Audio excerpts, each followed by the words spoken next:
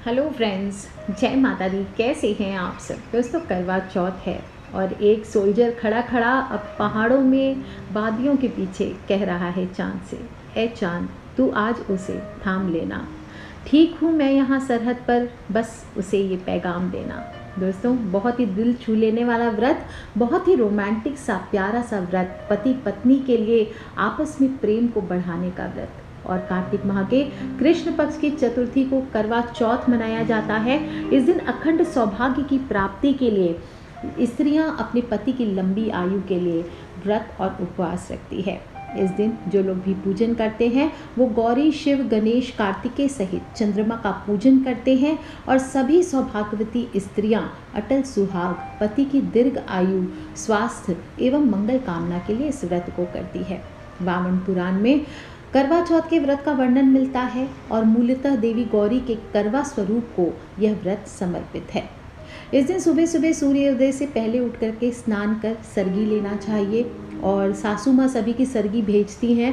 अगर आपकी सासू माँ ये नियम नहीं निभाती हैं, किसी भी कारणवश आपके फैमिली में ऐसा नहीं होता है, तो सरगी आपको खुद को तैयारी कर लेनी चाहिए और सरगी के रूप में मिला हुआ ही भोजन करना चाहिए सुबह सुबह और भगवान की पूजा करके फिर निर्जला व्रत का संकल्प लेना चाहिए।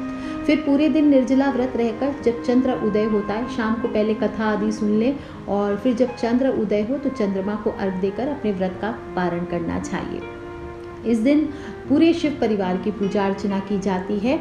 सभी महिलाएं जो व्रत करने वाली हैं उन्हें चाहिए कि एक दिन पहले ही सारी तैयारियां कर लें ताकि उस दिन ज़्यादा खटनी ना हो, थके ना, क्योंकि उस दिन आपको पानी भी नहीं पीना है। चंदन, शहद, अगरबत्ती, पुष्प, बिंदी, चुनरी, चूड़ी, कच्चा दूध, मिठाई, गंगाजल, अक्षत, सिंदूर, मेहंदी, शक्कर, शुद्ध घी, दही, महावर, कंघा, बिछुआ, जो भी 16 श्रृंगार का सामान है सभी आपको रख लेना है। मिट्टी का टोटीदार करवा लेना है, उसके ढक्कन लेने हैं, 2 लेने चाहिए आपको टोटीदार करवा। शक्कर का बूरा, अच्छा जिन लोगों को करवा नहीं मिलता है, जो फॉरेन वगैरह में रहते हैं, अब्रॉड में रहते हैं, अगर करवा नहीं मिलता है तो ग्लास में भी आप कर सकते हैं। चांदी का गिलास ले लीजिए, नॉर्मल गिलास ले लीजिए आप उस पर और फिर छोटी सी प्लेट से उसको ढक सकते हैं।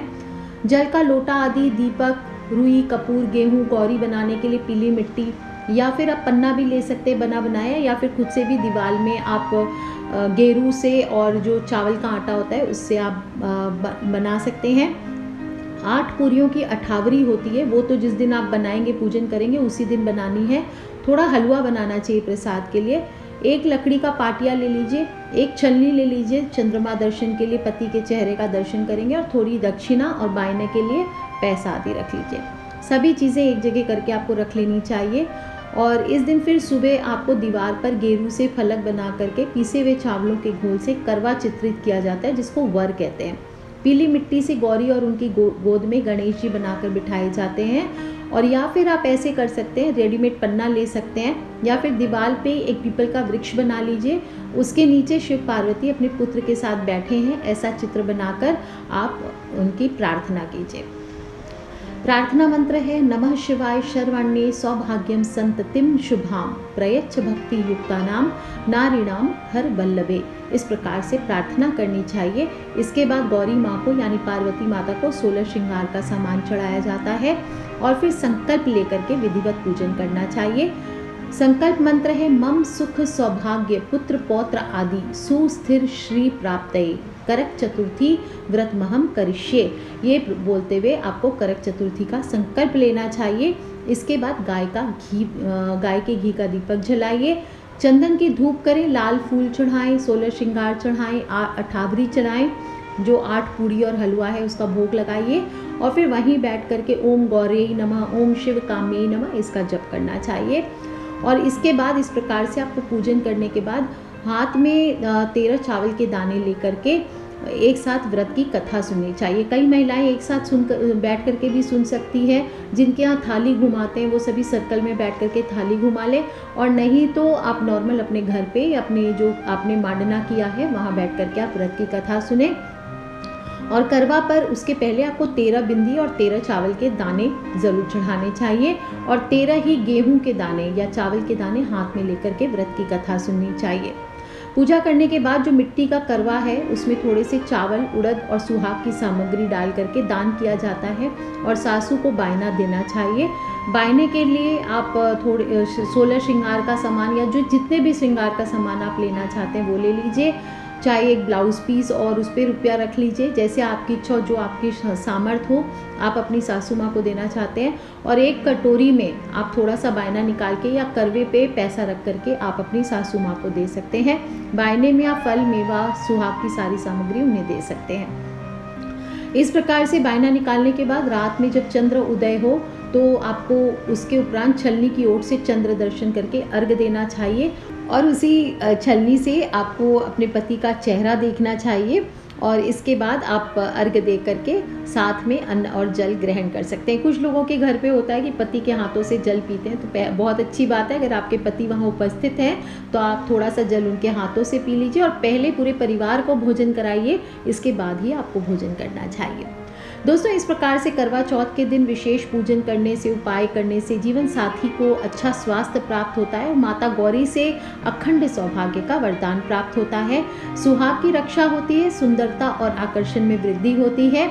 और जो लोग भी चाहते हैं कि हमारी सुहाग की रक्षा के लिए जब चंद्रमा को अर्घ देते हैं तो दूध में थोड़ा सा शहद और एक चुटकी सिंदूर भी मिलाकर चंद्रमा को अर्घ दीजिए, ये भी बहुत लाभदायक होता है।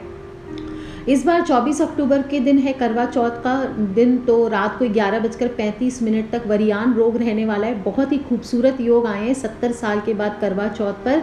रोहिणी नक्षत्र और मंगल का योग एक साथ आ रहा है और वहीं बैठ करके आपको थोड़ी देर ओम नमः शिवाय का जप करना चाहिए। पति पत्नी को मिलकर ओम चंद्रमसे नमः इस मंत्र का जप करना चाहिए। और जब अर्घ देंगे उस समय पति पत्नी मिलकर एक साथ चंद्रमा को अर्घ दें तो ये अति लाभदायक होने वाला है।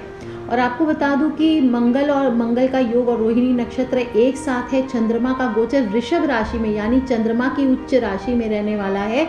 तो ये जो करवा चौथ है ये बहुत अधिक मंगलकारी और ऐसा योग इस सदी में दोबारा नहीं आने का है। इस सदी का सबसे बड़ा संयोग है इस करवा चौथ पर और जो भी मनुष्य इसमें पूजन करता है, मनोकामना करता है, उसका फल हजारों गुना अधिक होता है।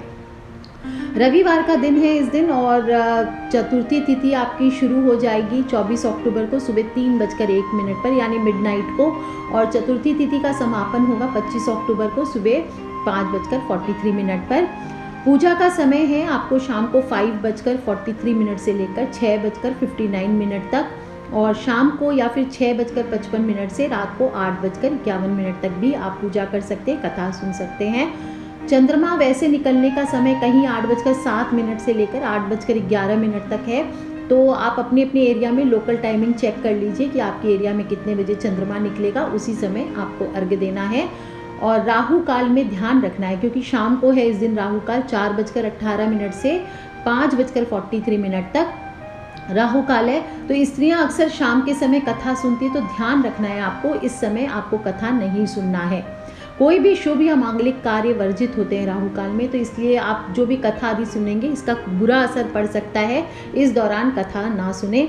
और करवा चौथ पर बाई चांस अगर आपको चांद नहीं दिखता है, क्योंकि कहीं कहीं बारिशें हो रही है, तो अगर चांद नहीं दिखता है आपको तो अपसेट नहीं होना है। आप ऐसी जगह पे, आजकल तो ऑनलाइन की सुविधा है, किसी ऐसी जगह पे चांद देख लीजिए, ऑनलाइन लाइव दिखाते रहते हैं, वहाँ पर चांद देख लीजिए जहाँ पे हो गया है चंद्रोदय, और फिर वहाँ से आप मन में हाथ जोड़ करके अर्घ दे लीजिए और फिर आप अपना व्रत खोल सकते हैं। और ध्यान रखना चाहिए पति के हाथों से जल पी करके व्रत खोलना चाहिए। और जब आप व्रत खोलेंगे तो ऐसा नहीं कि आपने व्रत किया है, जो लोग करते हैं उनको पता ही इस दिन नॉनवेज आदि नहीं खाया जाता है, भूल करके भी मांस, मदिरा, मछली, अंडा, मुर्गा ये सब तामसिक भोजन है, ये नहीं करना चाहिए।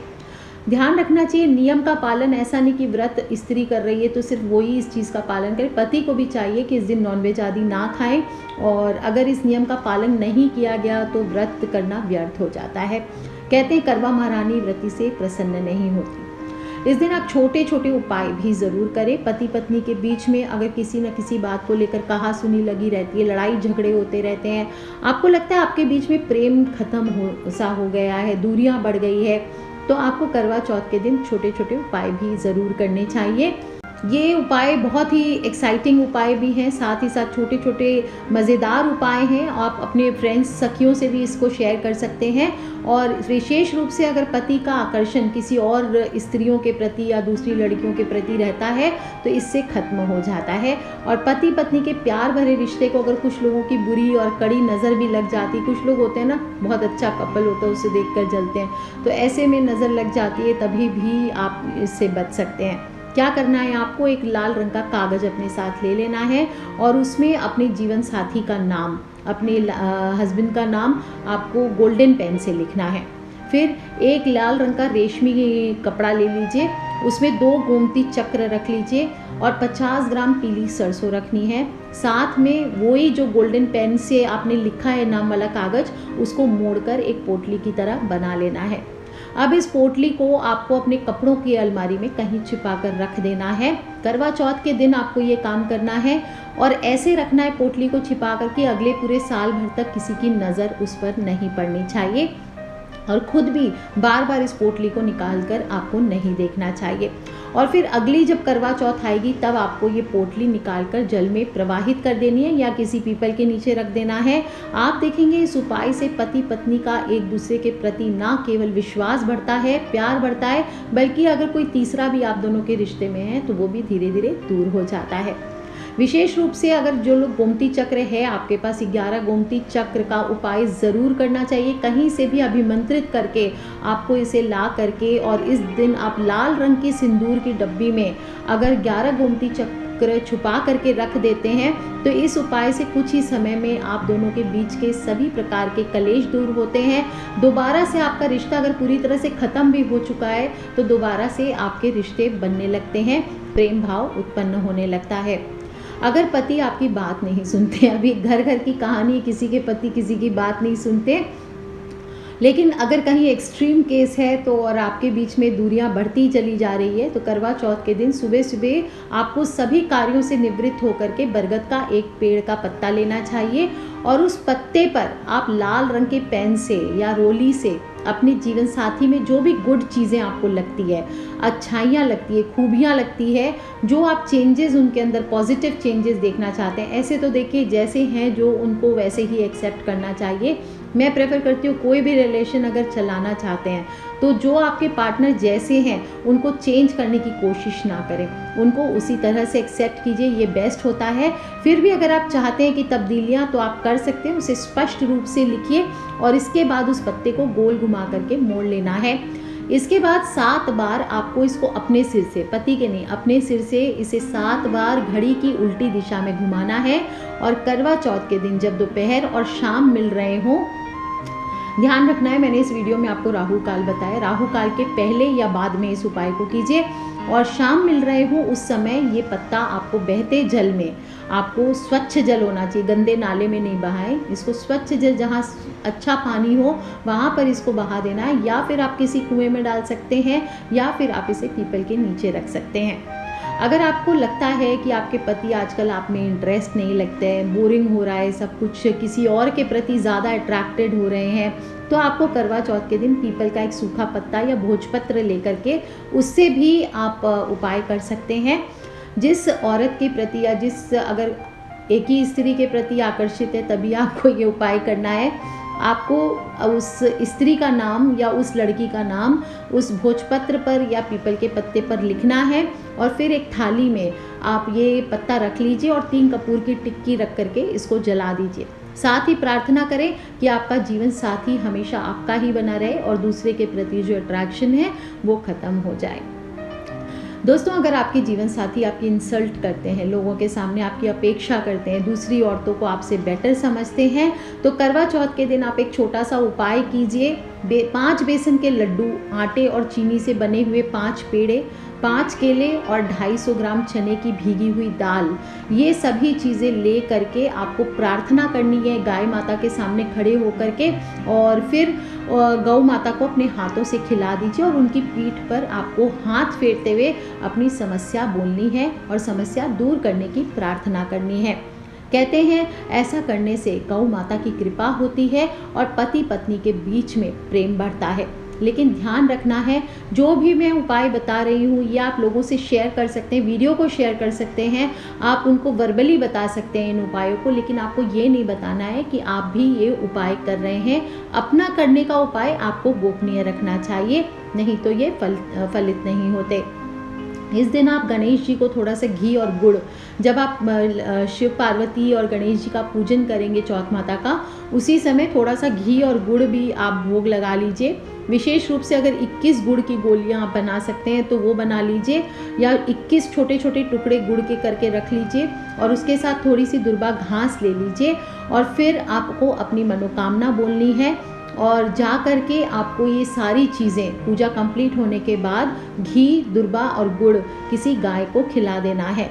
अगर आपको अपने पति से कोई समस्या है तो इस दिन गौ माता के कान में वो भी आप बोल सकते हैं, आपका रुका हुआ काम बन जाएगा और पति आपसे जी तोड़ प्यार भी करने लगते हैं। जब आप गौ माता को खिला रहे होंगे आपको एक छोटा सा मंत्र बोलना चाहिए, ओम सर्वदेवमये देवी लोका नाम शुभ नंदिनी मात मर्मा भीषितम सफलम कुरु नंदिनी, ये बोलते हुए आपको गौ माता को खिलानी चाहिए। और इस मंत्र के उच्चारण के बाद आप गौ माता को नमन कीजिए, अपने मन में अपनी मनोकामना कहिए। ऐसा करने से आपकी मनोकामना शीघ्र पूर्ण होती है और साथ ही साथ आपको सभी देवी देवताओं पितृ का आशीर्वाद मिलता है, क्योंकि बताने की ज़रूरत ही नहीं कि गौ माता में कहा गया है 36 कोटि देवी देवताओं का निवास होता है। दोस्तों ये बहुत ही आजमाया हुआ नुस्खा है और इससे नवग्रह भी आप पर प्रसन्न होते हैं। इसके अलावा आपको जब भी अवसर मिले तो गौ माता की सेवा पति पत्नी मिलकर थोड़ा सा अपने हाथों से गुड़ खिला दीजिए।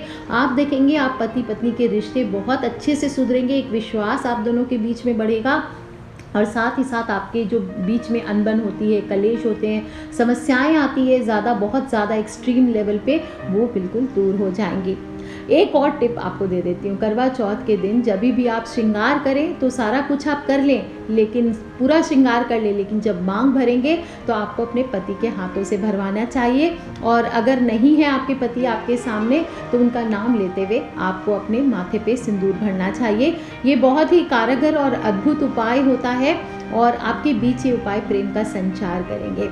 और ध्यान रखें जब भी आपके पति आपकी मांग भर लें तो उनके पैर छू करके आशीर्वाद लेना ना भूलें, उनसे अपने प्रेम को मांगें।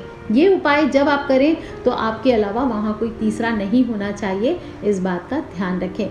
दोस्तों जो भी उपाय आप करते फिर से बता देती हूँ, किसी और को ना बताएं, किसी के साथ ना करें, अकेले में करें और गुप्त रूप से करें। और हाँ, अगर आप चाहते हैं कि किसी और का भी भला हो, किसी और भी आपके फ्रेंड्स, फैमिली, भाई बहन, बच्चे, किसी के भी लाइफ में, मैरिड लाइफ में प्रॉब्लम्स बहुत ज़्यादा है, तो प्लीज़ उन सभी से इन उपायों को ज़रूर शेयर कीजिए, क्योंकि हमें नहीं पता कौन से उपाय कब किसकी लाइफ बदल दे। तो कर लीजिए उपाय दोस्तों, खिलखिलाते रहें, मुस्कुराते रहें, सब्सक्राइब करके रखें ताकि आने वाले वीडियो से आप और मैं कनेक्टेड रहें। बहुत सारे एक्साइटिंग वीडियोज़ आने वाले हैं, उन सभी से आप और मैं कनेक्टेड रहेंगे। और किसी भी तरह के प्रश्न हैं करवा चौथ को लेकर के, या शरद पूर्णिमा या दीपावली आ रही है, धनतेरस आ रहा है, किसी भी चीज़ को लेकर प्लीज़ आप मुझे लेटेस्ट वीडियो पे क्वेश्चन करते रहें। जैसे ही मौका मिलेगा मैं जवाब ज़रूर दूंगी। Take care friends, love you all. जय माता दी, बम बम भोलेनाथ की।